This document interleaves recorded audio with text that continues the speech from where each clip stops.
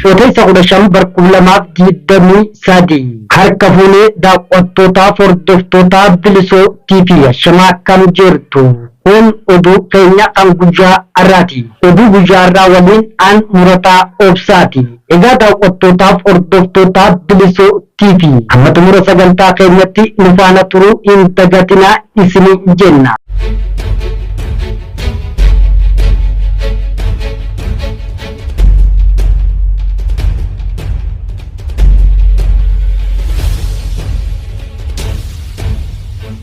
Ijoo oduu aanota godina bahaa Harargee keessaa baay'inaan dargaggoolleen waraanaa deemuu qabanii ol kaasuun dabballoonni sirnichaa dargaggoota hedduu ukkaamsanii jiraachuun dhaga'amee jira. Illee fiigaachanni uummata Oromoo waboo lixa Wallaggaa Ona Ganjii keessatti tarkaanfii ilaalessaa humna diinaa irratti fudhateen humna diinaa irraa 56 ajjeesuun 94 madoo dandamee qabne madeessee jiraachuun baramee jira. Gootichi abdii sabaa jajjabeen urjii lolaa waboon godina Baalee lixa aanaa Bishoo keessatti diina du'aa fi madoon adabee jiraachuun dhaga'amee jira. Illee fiigaachanni uummata Oromoo Wallagga lixaa aanaa mana sibuu keessatti diina du'aa fi madoon adabee jiraachuunis dhaga'amee jira. Abiyyi Ahmad ajajootaaf miseensota raayyaa ittisa biyyaa Oromoo ta'an 17 ol rashanuun dhaga'amee jira. Sochiin humnoonni naannoo Amaaraa fi waraanni Eertiraa naannichaa taasisaa jiran walqabatee Tigraayitti waraanni marsaa biraatiif dhalachuun akka danda'an xiinxaltoonni akeekanii jiru. Godina Wallagga Bahaa aanaa Gudaayyaa duulatti mootummaan gabroonfataan impaayera Itoophiyaa ijoollee dhalootaan Oromoo ta'an 17 manaa adabaatii baasuun ajjeesuun dhagahamee jira. Waraanni murna PP Baashaggar Ona Bosoitii keessatti manneen namootaa yoo guban Arsii Bahaa aanaa Martitti dubartoota gudeeduun hammeessanii jiru. Murni Bilxiginnaa caasaa isaa godina Qeellam Wallaggaa irraa leenjiif gara Awaash Arbaatti fe'aa jiraachuunis baramee jira. Bulchiinsi magaalaa Burraayuu keessatti lubbuun nama tokkoo balaa tiraafikaatiin dabree jiraachuunis dhaga'amee jira. Egaa daawwattootaaf hordoftoota Bilisoo TV turtii hanga ammaa waliin goone ijoo oduu keenya kan guyyaa har'aati. Amma gara bal'ina oduu keenyatti isin ceesifna ni hordofa. Bal'ina oduu aanota godina bahaa Harargee keessaa baay'inaan dargaggoota leenjii waraanaaf deemuu qabanii ol kaasuun dabballoonni sirnichaa dargaggoota ukkaamsaa jiraachuun beekamee jira.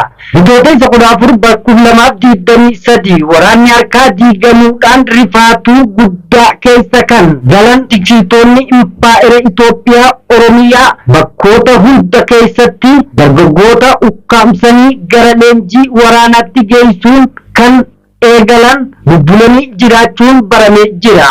Waraanni murna maafiyaa kana jalatti ijaaramee jiru sirnicha irraa amanamummaa dhabuudhaan mooraa sirnichaa ganee gara isaaf ta'utti imalaa kan jiru yoo ta'u, PP'n garuu dargaggoota humnaan ukkaamsanii bakka buusuu irratti hojjetaa jiraachuun dhagahamee jira.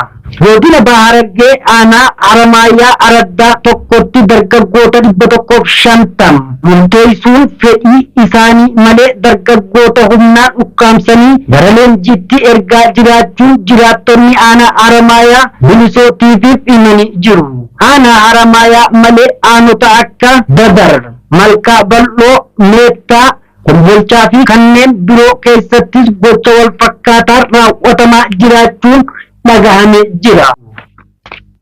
Murni Bilxiginnaa caasaa isaa godina Qeellam Wallaggaa irraa leenjiif gara Awaash Arbaatti fe'aa akka jirus baramee jira. Bitootessa 14 2023 murni caasaan isaa sadarkaa olii hanga gaditti harkaa laaffachuudhaan humni siyaasaaf waraana harkaa wal rukute Bilxiginnaan dargaggoota leenjii waraanaaf marsaan fe'uuf akkasumas kaabinoonni haaromsaa Naqamtee, Jimmaa fi Adaamaatti kennuuf malee marsaa kana kana caasaa isaaf leenjii mooraa Awaash Arbaatti kennuuf waamee jira. Akka kanaanis godina Qeellam Wallaggaa aanota godinichaa hunda irraa guyyoota 29f leenjii mooraa leenjii waraanaa Awaash Arbaatti kennanii fi qaamonni leenjiif garas deeman waajjira nageenyaa fi bulchiinsa godinaa dabalatee aanalee hunda irraa waajjira nageenya bulchiinsa aanaa fi poolisoota idilee waraana leenjii deemu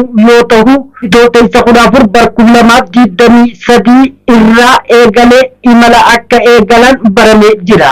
Caasaan murna biltiginnaa leenjii deemaa jiran kun hoggana waliigalaa dhimma nageenyaa godina Qeellam Wallaggaa obbo Tammaa Waariyoo keessatti argamu kanaan uffata ispoortiif kophee qabadhu kootu ittiin jedhamee jiraachuun odeessi keessoo isaanii arganne ni ifoomsa.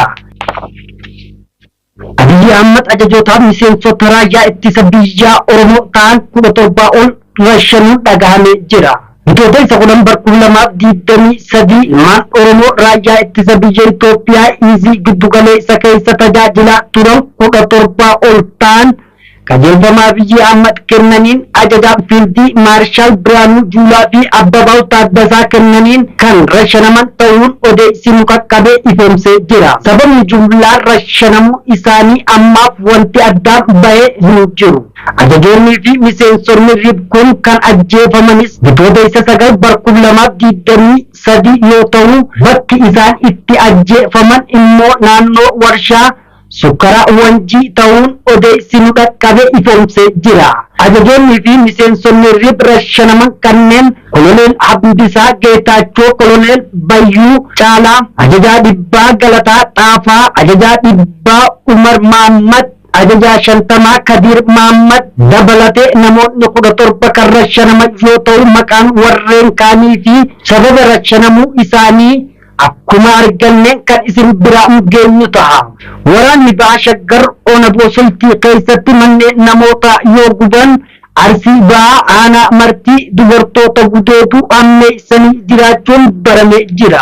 Bitootessa 14 2023 giddugala Oromiyaa Baha Shaggar Ona Bosoltii naannawa ganda haaraa jedhamutti waraanni Faashilistii Abiy Ahmed Bitootessa 11 2023 ibiddaan gubanii barbadeessanii jiru. Ganda kana malees ganda Nuuruu Heeraa keessatti miidhaa jajjabaa gaggeessaa kan jiran yoo ta'u gandicha keessatti maqaa waboo nyaachiftaa fi obaaftaan dararaa hawaasa irraan gahaa jiraachuun uummanni qe'ee gadhiisee baqachaa jiraatan bilisootiif himanii jiru. Oduu biraatiin ammoo kibba baha Oromiyaa godina Arsii Bahaa Ona Martii keessatti waraanni faashilistiin Abiy Ahmed hawaasa dararuu itti fufuun gandoota baadiyyaa aanichaa keessaa manneen namoota irraa halkan deemuudhaan dubartoota humnaan gad baasanii gudeedaa jiraachuunis jiraattonni dubbatu. Keessattuu gadda Waataroo Diinoo jedhamu keessatti waraanni faashilistiin kun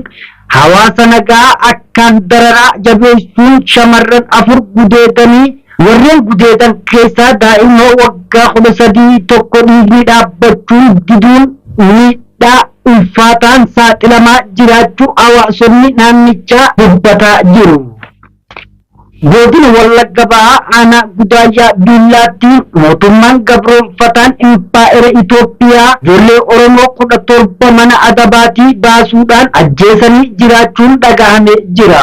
Namoota du'an keessaa ammaaf kan maqaan nu dhaqqabe namoota 7 yoo ta'u isaanis Xilahun Kabbadaa, Waldimmoo Naggaraa, Dinquu Magarsaa, Irreessaa Gishummaa, Falmii Ambisaa, Galataa Oljiraa fi Tashaalee Soorii yoo ta'u kan maqaan isaanii ammaaf hin argatinis namoota 10 ta'uu maddeen bilisootiif himanii jiru. Ijoolleen tun akka maddee bilisootiif naannichaa jedhutti badii qabaatanii osoo hin taane oromummaa isaanii qofaaf kan ajjeefaman ta'us maddeen bilisootiif naannichaa irraa ifoomsanii jiru.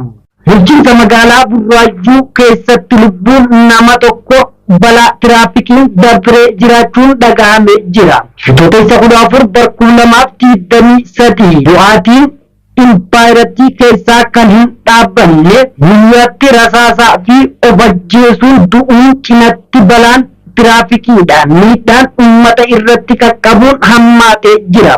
Akka kanaanis bitootessa 13 bara 2023 godina addaa Oromiyaa naannoo Finfinnee bulchiinsa magaalaa Burraayyuu ganda Gafarsa Gujjee bakka addaa naannoo warshaa Finjalaa jedhamu beekamtutti dargaggoo tokko balaa konkolaataan lubbuun isaa dabree jiraachuun dhagahamee jira. Dargaggoon balaa kanaan lubbuun dabree Lalisaa kan jedhamu yoo ta'u lootaan Oromiyaa godina lixa Shaggar aanaa Gidambari. Impaayera keessatti miidhaan balaa konkolaataan mudatu hedduu yoo ta'u sababuma konkolaachistoonni ga'umsa malee waraqaa konkolaachisummaa maallaqaan bitachuu fi matta'aa poolisii tiraafikii kennamuun akka ta'us dubbatanii jiru.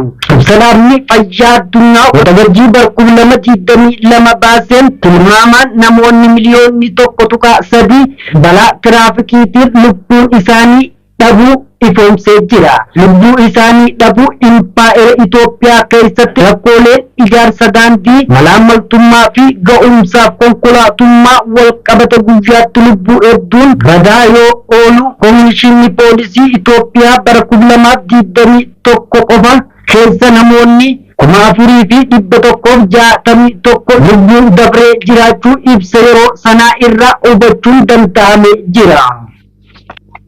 Mootichi urjii lolaa jajjabeen diinaaf yaaddoo waboon godina Baalee lixaa aanaa Diishoo keessatti diina du'aa fi madoon adabee jiraachuun dhaga'amee jira.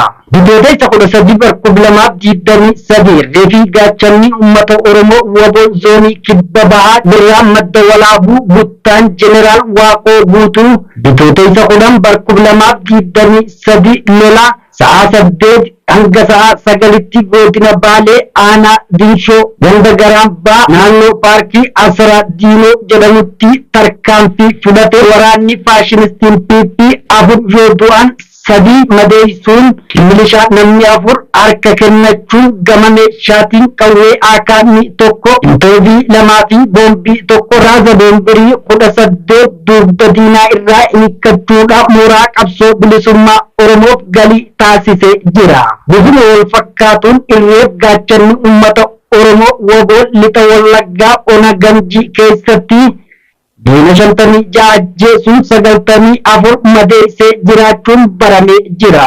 Bitootessa 13 bara 2023 abdii fi gaachanni uummata Oromoo waboon godina lixa Wallaggaa Ona Ganjii keessatti diina du'aa fi madoon adabuun injifannoo boonsaa galmeessee jira. Bitootessa 13 bara 2023 ganama godina lixaa Wallaggaa aanaa Ganjii gandaa Gowwisoo bakka addaa Taabbaa Abbaa Gilloo jedhamutti mootichi waraana bilisummaa Oromoo waraana faashinistii Itoophiyaa konkolaataa 3 deemaa turte irratti tarkaanfii laalessaa fudhateen rasaasa akka bakakkaa itti buusuun ibidda itti qabsiisee rasaasaan olii fi gad akaawee battalumatti 56 irraa ajjeesuun 94 madeessee jiraachuu gootichi waraana bilisummaa Oromoo wabiin abdii sabaa ifoomsee jira.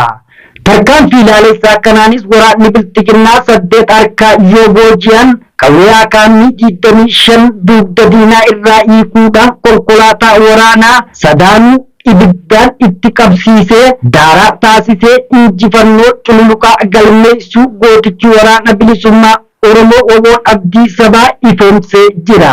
Injifannoo uummata Oromoo haaluma wal fakkaatuun jajjabeen urjii lolaa gootichi yaaddoo diinaa gaaddisni sabaa waboon lixa Wallaggaa aanaa mana sibuu keessa diina du'aaf madoon adabee jiraachuu beeksisee jira. Bitootessa 13 bara 2023 gootichi waraana bilisummaa Oromoo waboon guyyaa 12 bara 2022 godina lixa Wallaggaa Ona mana sibuu keessatti reefii gaachanni uummata Oromoo waboon gootichi ija barbadaa tarkaanfii laalessaa aanaa mana sibuu ganda horoo ganfii keessatti gootichi waraana bilisummaa Oromoo humna diinaa irratti fudhateen waraana faashinistii PP 8 yoo ajjeesu 2 madeessuun lola kanarratti gootichi waraana bilisummaa Oromoo loltuu 2 tokko Oromoo tokkos Amaara kan ta'an harkaan qabuun injifannoo galmeessee jiraachuu gootichi abdii sabaa jajjabeen diinaaf yaaddoo waboon zoonichaa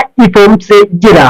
Sochii humnoota naannoo Amaaraa fi waraana Eertiraa naannicha taasisaa jiraniin wal qabatee Tigraayitti waraanni marsaa biraatiif dhalachuu akka danda'an xiinxaltoonni akeekan. Bitootessa 13 bara 2023 waliigaltee nagaa buusuu Piriitooriyaa kan hin gammanne humnoonni Amaaraa fi Eertiraa kutaalee naannoo Tigraayitti humnaan qabatan gallakkisanii ba'uuf fedhii dhabuu fi haleellaa yeroo garagaraatti uummata nagaa irratti raawwataniin dubsiisanii rakkoo uumaa jiraachuun dhagahamee jira. Deemsi kun dhaabbachuu baannaan waraanni naannichatti marsaa biraatiif dhaluu mala jedha xiinxaltoonni. Haala siyaasaa Itoophiyaaf wal waraansa biyyattii gadi fageenyaan xiinxaluun kan beekaman Maarti Plus akka jedhetti waraanni Tigraay marsaa biraatiif deebi'ee dhoowuuf jira jedhu.